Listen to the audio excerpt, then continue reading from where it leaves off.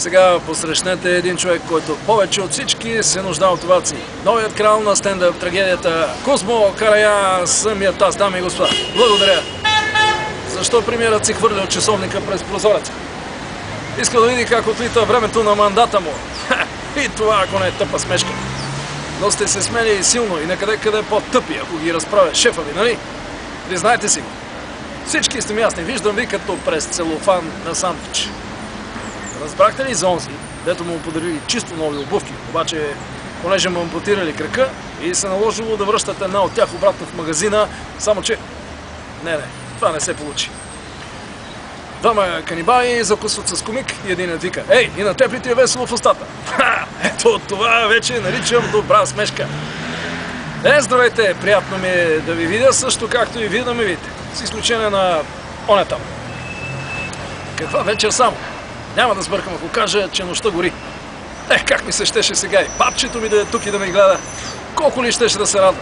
Аз ще да кажа: "Ей, бабо, какво правиш във Фейсбук? Нали умря преди 20 години?" Родни да видя дядо. Какво? Шмърка и... Оженил се за мъртва проститутка? О, боже, ще ми се и аз да бъда там. Явно е голям купон. И понеже стана дума за умрели, ще ви разправя какво ми се случи. Преди малко бях във фотото да си получа снимките и като ми ги дадаха, стана страхотен скандал. Направо сграбчих фотографчето за шит. Абе, Селски, как може? Защо ми даваш тия снимки? Не виждаш ли, че това изобщо не съм аз? А той: "Как не сте? Я дайте." Според мен дори доста си приличате. Това не е моят профил. Да. Вярно. Май не е ваши. А тези брадавици? Изглеждат ми като малката мечка. Аз нямам никакви брадавици. Така е. Нямате. Очуден. Вижте, този тук лежи в ковчег, а аз съм още жив. Странно. Наистина. И взе леко да отстъпва. Впрочем, вие откъде се появихте? Изведнъж подбягна през вратата. Взех се веднага да разнищвам тая работа. Дигнах телефона. "Ало, моргата ли?" "Не, банята." А на мен ми трябваше моргата. Ами да бяхте първо се изкъпали. Къде е моргата? Заповядайте, тук сме, чакаме ви. Добре, ако някой ме потърси, кажете му, че с мен все още всичко е наред. До скоро. Вижте, знам какво си мислите сега. На този Кузмо психиатъра му пише смешките. Наистина, разбирам, че е малко странно. Обикновено в такива случаи психиатрите казват, че всичко се криело в детството. Тоест, причината да станеш такъв като мен е, че най-вероятно родителите ти не са те учили как правилно се ходи на граде. Добре, поне, че не излязах сериен убиец. Разбира се, че те са виновни. Като малък, всяко лято ме пращаха при баба и дядо. А аз толкова мразех гробищата. Всъщност, до 4 годишна възраст мислех, че името ми е Езадник, а не Кузмо.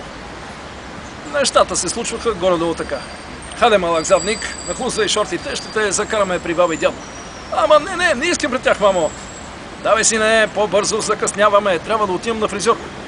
"Но там е такава скука." "Стига капризи, не.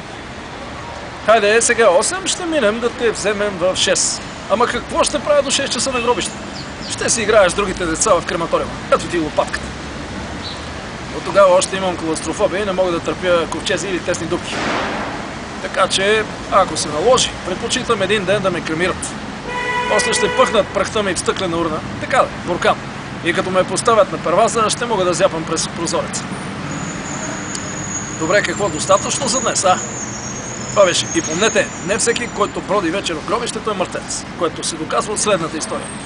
Един приятел вървял през запустяло гробище и дъвчал баничка. И изведнъж чул таинствен глас: "Дай веднага!" Разтревожен приятелят ми взел да се озърта в храстите. Кое? Баничката? Не, хартийката! Дай хартийката! И с това вече наистина приключвам. Чива!